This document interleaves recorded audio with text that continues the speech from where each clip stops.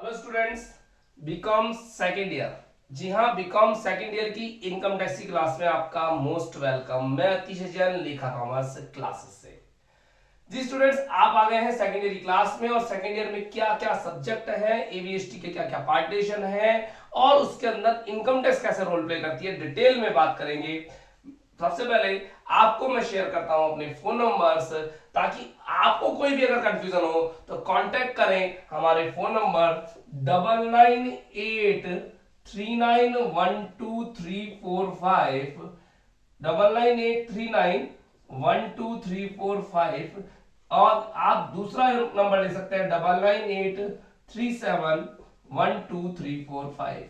जी, ऊपर वाला number calling और व्हाट्सएप दोनों के लिए है, नीचे वाला नंबर केवल कॉलिंग के लिए है। तो आप दोनों नंबर में से किसी भी नंबर में हमसे कांटेक्ट कर सकते हैं किसी भी प्रकार की कंफ्यूजन के लिए। स्टूडेंट्स, आप सेकेंड ईयर में आ गए। सेकेंड ईयर में सबसे स्कोरिंग एरिया रहता है, हम परसेंटेज को बहुत इंप्रूव कर सकते हैं, बढ़ा सकते हैं। और सेकेंड ईयर में एबीएसटी सब्जेक्ट की बात करें, पर इसमें जाने से पहले मैं एक बात बोलना चाहूंगा, सेकेंड ईयर में अकाउंट्स कहीं पर भी है ही नहीं। सेकेंड ईयर में अकाउंट्स है ही नहीं अकाउंट सेकेंड ईयर में। सेकेंड ईयर में आपके पास अकाउंट्स की जगह है अकाउंट्स की ब्रांचेस। इनकम टैक्स है, कॉस्ट अकाउंटिंग है, फाइनेंशियल मैनेजमेंट है। जी हाँ, अकाउंट्स यहां नहीं है। जरा हल्का सा थोड़ा डिटेल में बात करना चाहूंगा। बच्चों, बिजनेस के 3 रूप होते हैं। नंबर 1, एकल व्यापार यानी सोल प्रोप्राइटरशिप। एकल व्यापार यानी सोल प्रोप्राइटरशिप। Number 2, partnership. हम बात बिल्कुल जीरो से करेंगे, मैं ये मान के चलूंगा कि आपने कभी कुछ नहीं पढ़ा हुआ, बिल्कुल जीरो से बात करेंगे, है ना। Sole proprietorship. नंबर 2, पार्टनरशिप यानी साझेदारी। और नंबर 3, कंपनी, जिसे आप कॉर्पोरेट भी बोलते हो, कंपनी। अब हल्का सा देखिए, अकाउंट्स की बात करें तो 11th क्लास में आपने सोल प्रोप्राइटरशिप की अकाउंट्स पढ़ी थी। याद दिलाना चाहूंगा मैं आपको, 11th क्लास में हमारे सिलेबस में क्या क्या था? Journal, ledger, trial balance, final accounts, subsidiary books, cash books, साथ में bills of exchange, rectification of errors, depreciation, ऐसे चैप्टर्स जो कि एक सिंगल बिजनेसमैन की बात करते थे, इससे ज्यादा आगे नहीं थी। पार्टनरशिप हमने पढ़ी बच्चों 12th स्टैंडर्ड में। याद दिलाना चाहूंगा, इंट्रोडक्शन, एडमिशन, रिटायरमेंट, डेथ और डिसोल्यूशन। जी हाँ, इंट्रोडक्शन से लेकर डिसोल्यूशन तक पूरी पार्टनरशिप 12th में खत्म हो गई। इंट्रोडक्शन आया और खत्म भी कर दिया, डिसॉल्व भी कर दिया उसको। 12th में पार्टनरशिप पढ़ी। कंपनी थोड़ी सी 12th में पढ़ी थी, जी हाँ, issue of shares, issue of debentures, cash flow, और साथ में आपने रेशियो पढ़ा था 12th में। और साथ ही साथ यही एरिया आपका कंटिन्यू करा फर्स्ट ईयर में कॉर्पोरेट अकाउंटिंग के बुक के अंदर। तो अल्टीमेटली बिजनेस के तीनों रूप की अकाउंट्स फर्स्ट ईयर तक खत्म हो गई। सेकेंड ईयर में अकाउंट्स है ही नहीं। सेकेंड ईयर में अकाउंट्स है नहीं। अरे भाई, बिजनेस के 3 रूप होते हैं और तीनों रूप 11, 12 तो फर्स्ट ईयर में खत्म हो गए। अब बचा क्या? अब अकाउंट्स खत्म, अकाउंट्स की आएंगी ब्रांचेस। और उस ब्रांच में हमारे पास एबीएसटी के अंदर 2 सब्जेक्ट हैं, एबीएसटी फर्स्ट और एबीएसटी सेकंड। एबीएसटी फर्स्ट में आती है इनकम टैक्स और एबीएसटी सेकंड में आती है आपकी कॉस्ट अकाउंटिंग। ठीक है। सेकेंड ईयर की ओवरऑल बात करें तो सेकेंड ईयर में आपको एक और प्रैक्टिकल सब्जेक्ट पढ़ना पड़ता है, ईएएफएम का second part, that is elements of financial management. Elements of financial management, इसको हम वित्तीय प्रबंध के मूल तत्व भी बोलते हैं। हमको इन दोनों की बुक चाहिए, आरबीडी,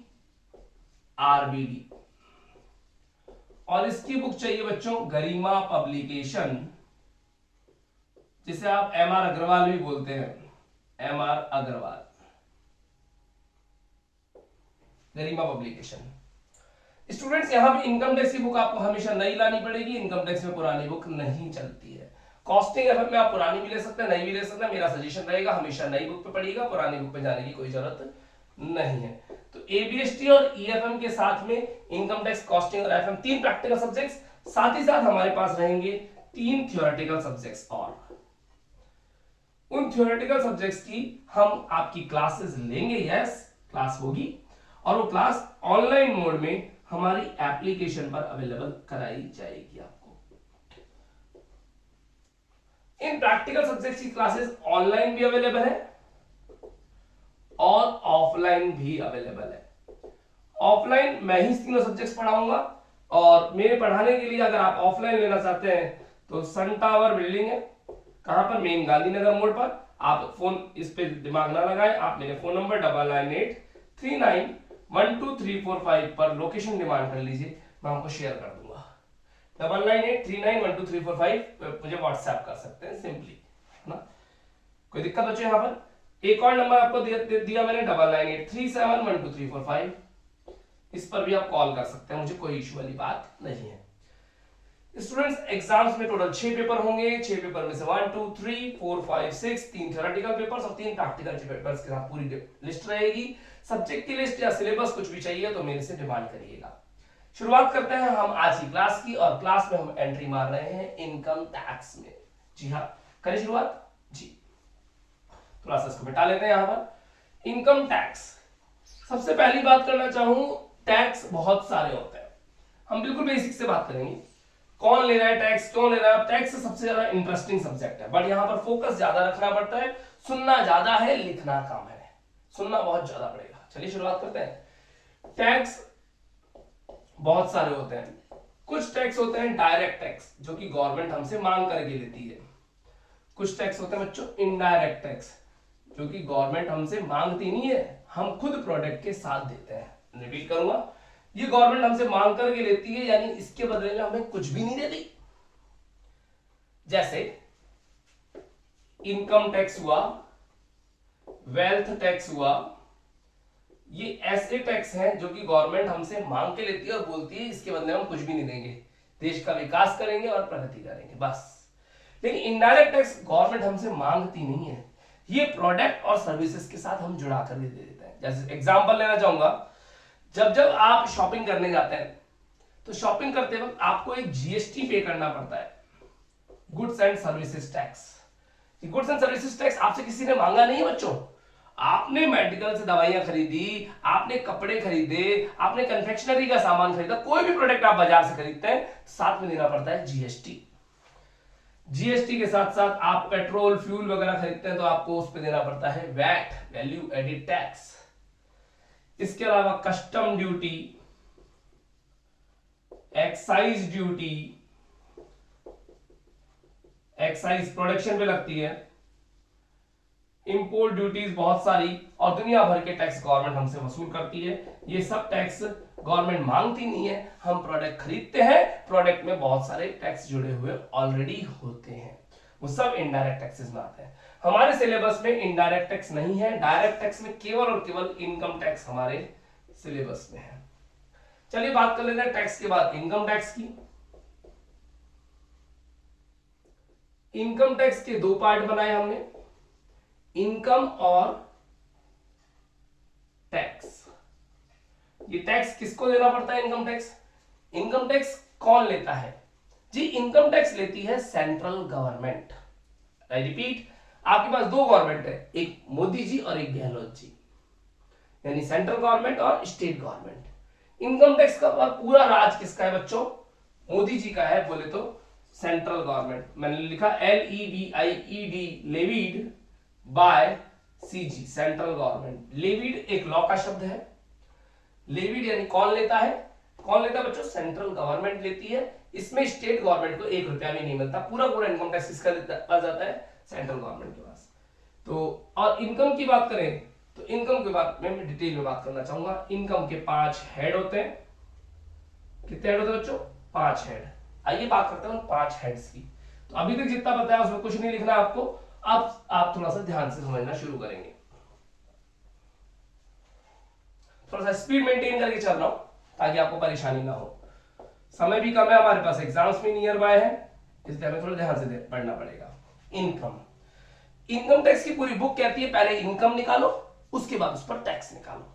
इनकम निकालने के लिए एक व्यक्ति की इनकम को 5 हेड्स में तोड़ा गया है। 5 हेड्स बोले तो हेड, बोले तो हेडिंग, हेड बोले तो हेडिंग्स, यानी 5 पार्ट से तोड़ा गया है। नंबर 1, नंबर 2, नंबर 3, नंबर 4 और नंबर 5। नंबर 1 है उसको बोला गया इनकम फ्रॉम सैलरीज, यानी सैलरीज ही लिखते हैं इसको, वेतन से होने वाली आय। आप कहीं भी जॉब कर सकते हैं बच्चों, गवर्नमेंट जॉब या प्राइवेट जॉब कुछ भी हो सकती है। जॉब करने से जो वेतन मिल रहा है उसको सैलरीज बोलेंगे और सैलरीज में सारी सैलरी आ जाएगी। रेंट की अगर आपको इनकम हो रही है, रेंट की अगर आपको इनकम हो रही है तो इनकम फ्रॉम हाउस प्रॉपर्टी में उसको रखा जाएगा। इनकम फ्रॉम हाउस प्रॉपर्टी में उसको रखा जाएगा। अगर आपका कोई बिजनेस या प्रोफेशन है तो बिजनेस एंड प्रोफेशन करके एक हेड है हमारे पास।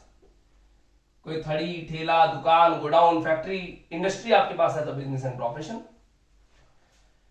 अगर आप असेट्स बेच देते हो, असेट्स ही बेच दी, असेट्स बेच दी तो मतलब आपने कोई मकान बेच दिया, गोल्ड बेच दिया, शेयर्स बेच दिए तो कैपिटल गेन में आएगा। बेच दिए तो, असेट्स बेच दी तो। वापस रिपीट करूंगा, कहीं जॉब करी तो सैलरीज, मकान का रेंट आया तो इनकम फ्रॉम हाउस प्रॉपर्टी, कोई थड़ी ठेला, दुकान, गोडाउन, फैक्ट्री, इंडस्ट्री है तो बिजनेस एंड प्रोफेशन, असेट्स बेच के कमा लेते हो तो कैपिटल गेन। और अगर कोई इनकम इन चारों में नहीं आती तो वो कहां आएगी? Income from other sources, income from other sources. Sir इसमें कौन सी इनकम आती है? मैं बहुत सिंपली बोलना चाहूंगा, अगर आपको कहीं से गिफ्ट मिल जाता है, गिफ्ट, तो इनकम फ्रॉम अदर सोर्सेस मिल जाएंगे।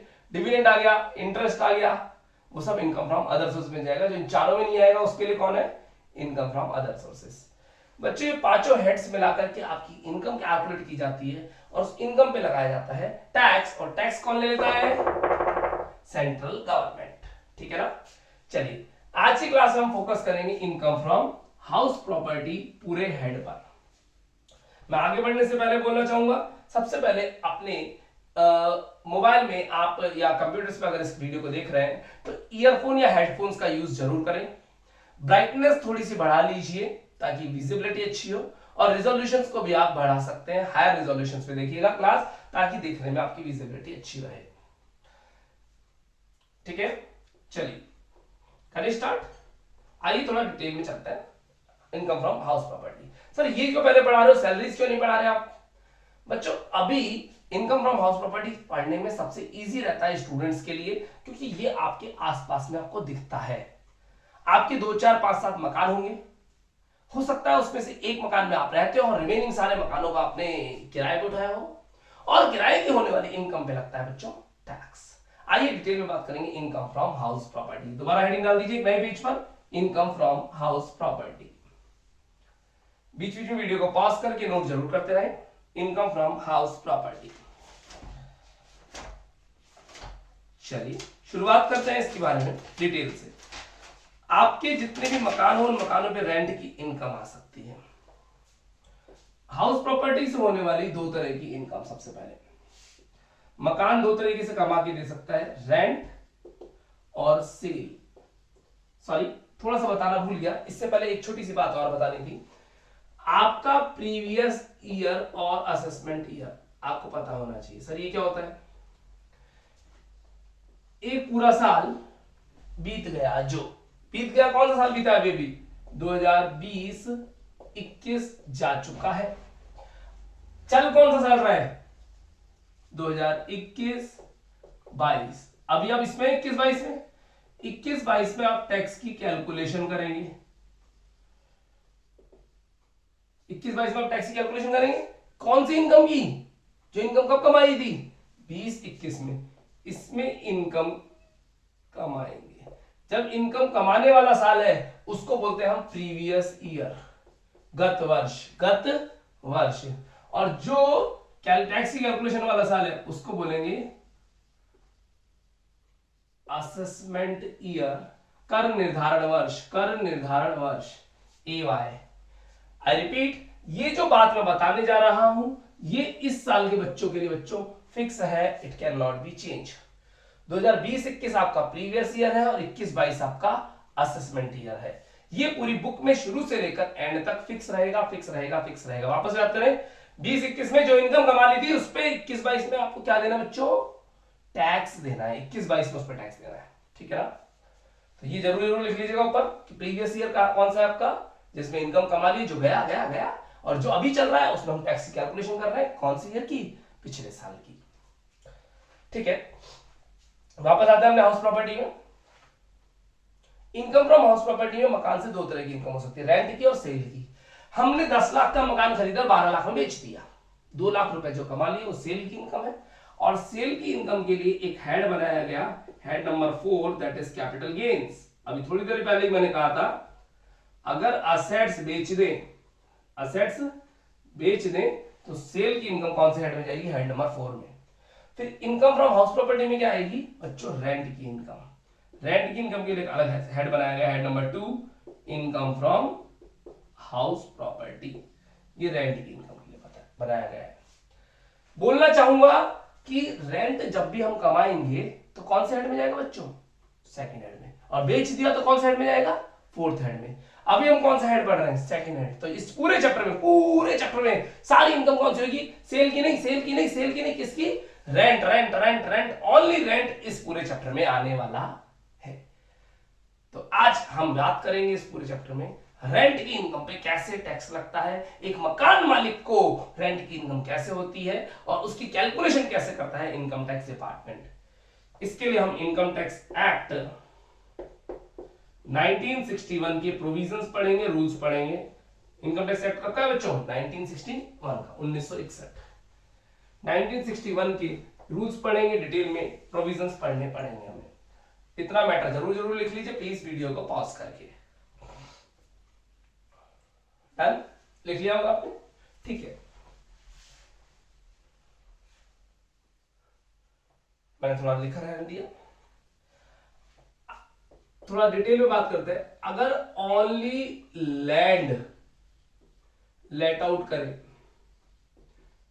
अगर ओनली लैंड को लेट आउट किया जाए, मतलब अगर केवल खाली लैंड को ही हम किराए पर चढ़ा दें, क्या लैंड, खाली लैंड कोई किराए पर लेगा क्या, पहले तो ये बात करो। जी हाँ, खाली लैंड भी बहुत सारे काम की होती है। जरा सोचो एक बार, दिमाग लगाओ और जवाब दीजिए मुझे कि खाली लैंड कोई किराए पे लेगा या नहीं लेगा, ले सकता है, खाली लैंड किराए पे जा सकती है क्या, जी हाँ, प्लेन लैंड, खाली लैंड जिसपे कोई मकान बना हुआ नहीं है, जी बिल्कुल जा सकती है। प्लेन लैंड किराए पे क्यों नहीं जा सकती। अगर प्लेन लैंड की बात करो तो प्लेन लैंड जब किराए पर जाएगी, खाली लैंड जब किराए पर जाएगी, तो वहां से क्या क्या अचीव हो सकता है, क्या क्या निकल सकता है, मैं बात करना चाहूंगा। खाली लैंड को जब किराए पर दोगे तो उससे निकल सकता है एक पार्किंग का काम, कि आपने पार्किंग चालू कर दी, कोई गोडाउन बना सकते हो, कोई शादी पार्टी ब्याह के लिए आप उसको खाली लैंड को किराए पर दे सकते हो, खेती बाड़ी के लिए किराए पर दे सकते हो, बहुत सारे ऑप्शंस हैं। तो प्लेन लैंड को अगर आप किराए पे देते हो तो उसकी इनकम इस हाउस प्रॉपर्टी में नहीं आएगी। कहां जाएगी, इनकम फ्रॉम अदर सोर्सेज में जाएगी, 5वें हेड में। क्यों, चैप्टर का नाम क्या है, इनकम फ्रॉम हाउस प्रॉपर्टी, और हाउस तो इसमें है ही नहीं, हाउस है ही नहीं, केवल प्लेन लैंड अगर आपने किराए पर दी है तो उसकी रेंट की income income from house property में नहीं आएगी। कहां जाएगी, इनकम फ्रॉम अदर सोर्सेज में। अगर आप हाउस को क्या कर दो, सब लेट आउट कर दो, सब लेट आउट, मैं लेट आउट नहीं बोल रहा, सब लेट आउट। लेट आउट करने का मतलब होता है किराए पर देना, सब लेट आउट मतलब होता है किराए पे लेकर किराए पर देना। कैसे कैसे कैसे कैसे, आइए समझाता हूं। एक्स ने अपना मकान वाई को किराए पे दिया, वाई ने इसको 10,000 रुपए दिए, और ये 10,000 रुपए इनकम फ्रॉम हाउस प्रॉपर्टी होगा, कोई दिक्कत वाली बात नहीं है, क्योंकि मकान का किराया आ रहा है, ठीक है ना। लेकिन वाई ने इस मकान को उठा करके जेड को किराए पर दे दिया, और जेड ने वाई को दिए मान लीजिए 12,000 रुपए। ध्यान समझिएगा, एक्स को कितनी इनकम हुई, 10,000 रुपए की, जो कि इनकम फ्रॉम हाउस प्रॉपर्टी है। वाई को इनकम हुई है 2,000 रुपए की, 12 आए और 10 गए। जो 2,000 रुपए वाई ने कमाए हैं, जो 2,000 रुपए वाई ने कमाए हैं, वो इनकम फ्रॉम अदर सोर्सेज में जाएंगे, क्योंकि 2,000 रुपए इनकम फ्रॉम हाउस प्रॉपर्टी है ही नहीं, ये मकान वाई का है ही नहीं। जिसका मकान है उसको होगी इनकम फ्रॉम हाउस प्रॉपर्टी। अगर किराए पे लेके आप किराए पर दे रहे हो तो ये भाई साहब लेट आउट नहीं कर रहे, अजी लेट आउट तो एक्स ने किया था, वाई ने क्या किया है, सब लेट आउट, किराए पे लेके किराए पर देना। तो एक तरीके से वाई दलाली कमा रहा है, ब्रोकरेज, जी हाँ, जो वायर ब्रोकरेज कमाई है हाउस सबलेट आउट करके, वो इनकम फ्रॉम अदर सोर्सेज में ही जाएगा, इनकम फ्रॉम अदर सोर्सेज में जाएगा। तो प्लीज समझने की कोशिश करें। अगर प्लेन लैंड हम किराए पर देते हैं तो वो भी हाउस प्रॉपर्टी में नहीं आएगा, और सबलेट आउट करते हैं तो वो भी हाउस प्रॉपर्टी में नहीं जाएगा। वो दोनों इनकम कहां चली जाएगी? इनकम फ्रॉम अदर सोर्सेज में। ठीक है। हाउस, बच्चों हाउस तीन प्रकार के हो सकते हैं, घर तीन प्रकार के हो सकते हैं। एक सेल्फ ऑक्यूपाइड SOP बोलते हैं इसको, सेल्फ ऑक्यूपाइड। हमारी लैंग्वेज में हम इसको शॉर्ट में क्या बोलते हैं बच्चों? SOP, self occupied. जिसमें हम खुद रहते हैं वो हमारा मकान सेल्फ ऑक्यूपाइड कहलाता है। दूसरा लेट आउट, जिसको हमने किराए पर दिया हुआ है। तीसरा वेकेंट, यानी जो मकान खाली पड़ा हुआ है जिसमें भूत रहते हैं।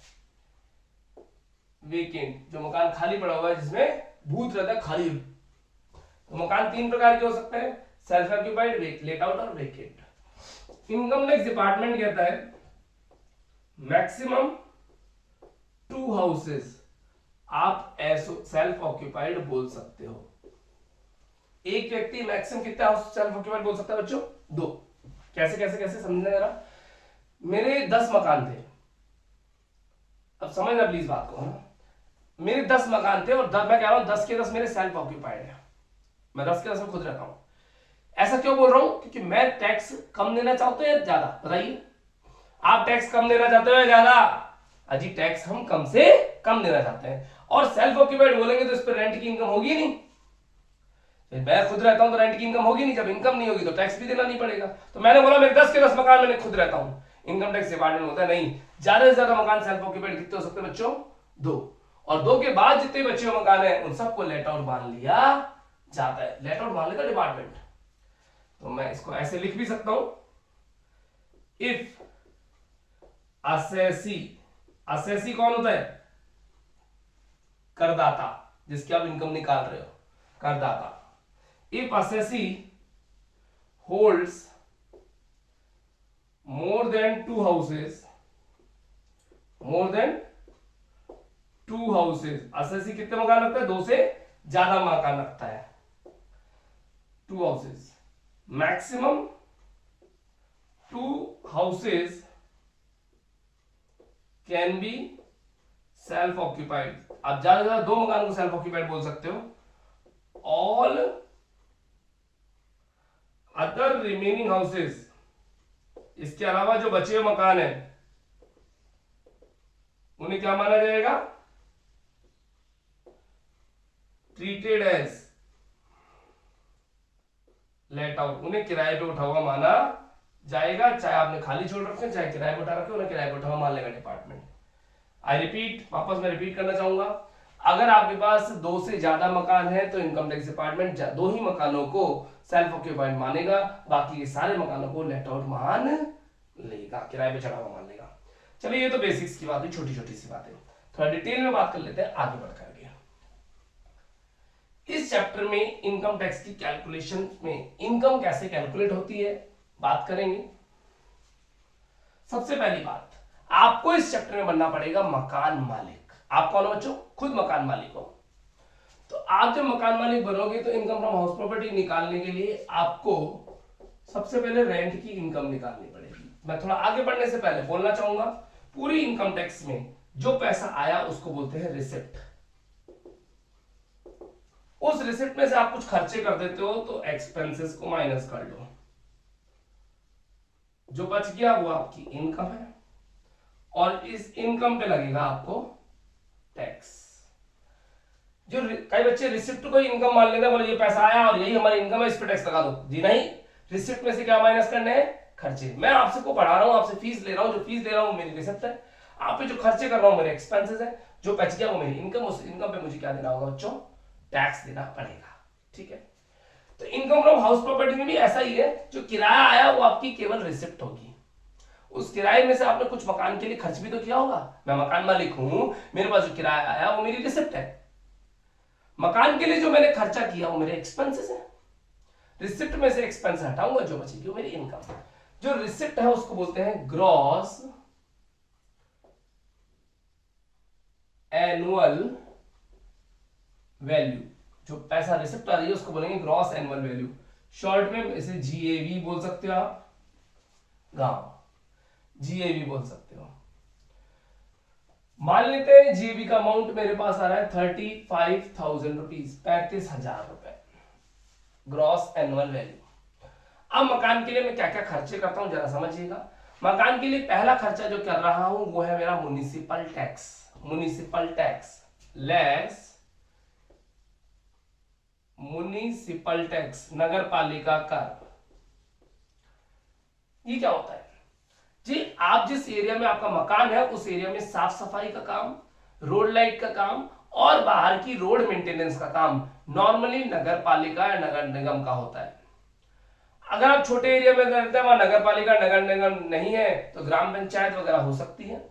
जो भी वहां पे सोसाइटी बनी हुई है, जो भी ग्रुप बना हुआ है जो कि सफाई के लिए जिम्मेदार है, उसे म्युनिसिपल टैक्स या लोकल टैक्स कौन पे करेगा?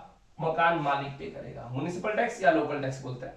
ये म्युनिसिपल टैक्स या लोकल टैक्स जो मकान मालिक ने मकान के लिए पे किया है वो माइनस कर दिया जाएगा। मान लेते हैं 5,000 रुपए पे किए हैं तो माइनस कर देंगे और आपके पास आ जाएगी net annual value. Net annual value बोले तो NAV। मैं दोबारा बोलना चाहूंगा, मकान मालिक के पास किराया आया 35,000 रुपए, मकान मालिक ने सफाई के लिए नगर पालिका नगर निगम में जो भी पैसा पे किया दैट इज म्युनिसिपल टैक्स या लोकल टैक्स, जो क्वेश्चन में दिया हुआ होता है, ये जो पे किया वो माइनस कर देंगे। यानी मकान मालिक की जेब में कितने पैसे बच गए? रुपए 30,000, रुपीज 30,000। डन। अब मकान मालिक मकान के लिए बहुत सारे और भी खर्चे करता है। कल को मकान की टाइलें टूट जाती है, टाइलें ठीक करानी पड़ेगी। नल टूट जाते हैं, नल ठीक कराने पड़ेंगे। गेट उखड़ जाता तो गेट भी ठीक कराना पड़ेगा। कोई पेंट या व्हाइट वॉश करानी पड़ेगी। कोई रिपेयर या मेंटेनेंस करवाने पड़ेंगे। हो सकता है कोई इंश्योरेंस वगैरह भी करवाना पड़े। मकान मालिक अपने मकान के लिए जितना भी खर्चा करता है वो सारे खर्चे एक्सपेंसेस में काउंट होंगे और इनकम टैक्स डिपार्टमेंट उन एक्सपेंसेस के लिए डिडक्शन देता है, लेस डिडक्शंस। उन डिडक्शन में पहली डिडक्शन जो है वो है स्टैट्यूटरी डिडक्शन। स्टैट्यूटरी डिडक्शन जिसका दूसरा नाम स्टैंडर्ड डिडक्शन भी है। मानक कटौती जिसका सेक्शन है अंडर सेक्शन 24A। ए स्मॉल लेटर्स में आएगा, ए स्मॉल लेटर्स में आएगा और ब्रैकेट में आएगा। ऐसे लिखना है, कोई चेंजेस अलाउ नहीं है। ए स्मॉल लेटर्स भी है और ब्रैकेट भी है। स्टैट्यूटरी डिडक्शन है स्टैंडर्ड डिडक्शन, मकान के लिए आपने जितने भी खर्चे किए उसके लिए दी जाती है। आपने टाइलें चेंज कराई, आपने नल ठीक कराया, आपने गेट ठीक कराया, आपने व्हाइट वॉश कराई, आपने रिपेयर मेंटेनेंस कराई, आपने इंश्योरेंस क्लेम कराया, जो भी किया उन सब के लिए, उन सबको ना लिख करके मैंने नहीं लिखा यहाँ पर टाइल का खर्चा, मैंने नहीं लिखा यहाँ पे व्हाइट वॉश का खर्चा, मैंने नहीं लिखा यहाँ पेंट का खर्चा, मैंने नहीं लिखा यहाँ पे इंश्योरेंस का खर्चा। मैंने क्या लिखा है? स्टैट्यूटरी डिडक्शन या स्टैंडर्ड डिडक्शन। स्टैट्यूटरी डिडक्शन या स्टैंडर्ड डिडक्शन जो कि होगी 24A में। और ये कितनी होती है? फिक्स है बच्चों, 30% ऑफ NAV। NAV का 30%, यानी 30,000 का 30%, 9,000 रुपीज। ये फिगर से सारे इमेजिनरी है, मैं मेरे मन से लिख रहा हूं। ये वाला एरिया मेरे को सिखाना है मेनली, ये वाला एरिया मुझे सिखाना है। डिडक्शंस दो मिलती हैं, एक स्टैंडर्ड डिडक्शन, एक और पर आगे बढ़ने से पहले बोलूंगा यहां पर खर्चे घटाने हैं या खर्चों की जगह स्टैंडर्ड डिडक्शन घटानी है? जी एक्सपेंसेस एक भी नहीं घटाने, आपको एक्सपेंसेस की जगह घटानी है स्टैट्यूटरी डिडक्शन यानी स्टैंडर्ड डिडक्शन जो कि होगी 30% ऑफ NAV। अब अगर आपने मकान बनाते वक्त, जिस मकान का किराया आ रहा है, इस मकान को बनाते वक्त बैंक से लोन लिया था और उस बैंक के लोन की इंस्टॉलमेंट्स जा रही है, क्या जा रही है बच्चों? इंस्टॉलमेंट्स। तो उस इंस्टॉलमेंट में इंटरेस्ट भी तो जा रहा होगा। उस इंटरेस्ट के लिए अलग से एक प्रोविजन आया, इंटरेस्ट ऑन लोन। लोन को यहां पे बोला borrowed capital, interest on borrowed capital under section 24B। B small letters में और ब्रैकेट में, बी स्मॉल लेटर्स में और ब्रैकेट में। और इंटरेस्ट ऑन बोरोड कैपिटल की कैलकुलेशन एक वर्किंग नोट से होगी, तो मैं साथ में लिख देता हूं वर्किंग नोट। कैसे होगी हम बाद में सिखाएंगे। मान लेते हैं ये आ रहा है रुपए हमारा 11,000 रुपए इंटरेस्ट ऑन बोरोड कैपिटल। कितना है बच्चों? 11,000। मन से माना मैंने। इतनी कैलकुलेशन करते ही हमारे पास आ जाएगी income from house property IFHP, और कैलकुलेशन से आ रहा है रुपए 10,000, 10,000 रुपए आ रहे क्या? ये पूरी इनकम फ्रॉम हाउस प्रॉपर्टी की कैलकुलेशन है। मैं रिपीट करना चाहूंगा दूसरे तरीके से। कुछ समझ में ना आए तो मेरे फोन नंबर 9983912345 पे जरूर कॉल करके संपर्क करें या व्हाट्सएप भी कर सकते हैं।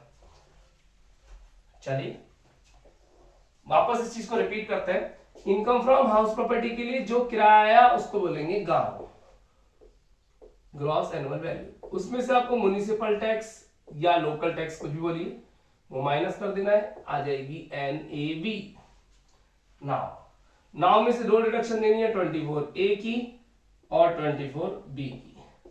जो 24A की डिडक्शन है वो स्टैट्यूटरी डिडक्शन है, स्टैंडर्ड डिडक्शन कहलाती है, जिसका नाम है जिस वैल्यू है 30% ऑफ NAV। ये फिक्स है, ये फिक्स है 30% ऑफ NAV। खर्चे घटाने हैं उसकी जगह स्टैंडर्ड डिडक्शन घटानी है जी, खर्चे नहीं घटाने। ना मैंने टाइल लिखा, ना मैंने रेंट नल का खर्चा लिखा, ना मैंने व्हाइट वॉश का खर्चा लिखा, मैंने स्टैट्यूटरी डिडक्शन लिखी है। और 24B में इंटरेस्ट ऑन बोरोड कैपिटल, और ये आएगा एक वर्किंग नोट से माइनस करके इनकम फ्रॉम हाउस प्रॉपर्टी। क्या ये फॉर्मेट आपको याद हो रहा है क्या? जी में से म्युनिसिपल टैक्स हटाओ NAV आएगी, और NAV से दो डिडक्शन हटाइए, इनकम फ्रॉम हाउस प्रॉपर्टी प्राप्त हो जाएगी। एक बार इस फॉर्मेट को याद करिए प्लीज, पूरा का पूरा। डन? कोई दिक्कत यहां तक? ये ग्रॉस एनुअल वैल्यू कैसे कैलकुलेट होती है अगली क्लास में देखेंगे हम डिटेल में, अभी नहीं दिख रहे। तो स्टूडेंट्स मेरी राय यहां तो ये बनती है कि आप इनकम टैक्स से बहुत अच्छा स्कोर कर सकते हैं। स्कोर करने के लिए आपको सबसे पहले एक इनकम टैक्स के बेसिक्स पे जाना पड़ेगा। बेसिक्स की डिटेल में बात करूं तो इनकम फ्रॉम हाउस प्रॉपर्टी की बात मैंने आज की क्लास में करी है। आगे कंफ्यूजन हो तो इसके लिए इससे आगे वाला एरिया हम अगली क्लास में पढ़ेंगे, और अगली क्लास मेरी जल्दी आएगी। नेक्स्ट आप इन क्लासेस को ऑनलाइन और ऑफलाइन दोनों मोड से ले सकते हैं मेरे से। ऑनलाइन के लिए मेरी एप्लीकेशन पर क्लासेस अवेलेबल है, और ऑफलाइन मोड के लिए आप हमारे फोन नंबर पे संपर्क करें। हमारा ऑफिस सन टावर गांधीनगर मोड बिल्डिंग में है। तो मेरा फोन नंबर 9983912345। मैं अतिशय जैन, लेखा कॉमर्स क्लासेस से। आप इस नंबर पे मेरे से कांटेक्ट कर सकते हैं। तो सेकेंड ईयर में स्कोर करने के लिए प्लीज बने रहिए हमारे साथ। इनकम फ्रॉम हाउस प्रॉपर्टी अगली क्लास नेक्स्ट वेरी सून। आज के लिए इतना ही, थैंक यू।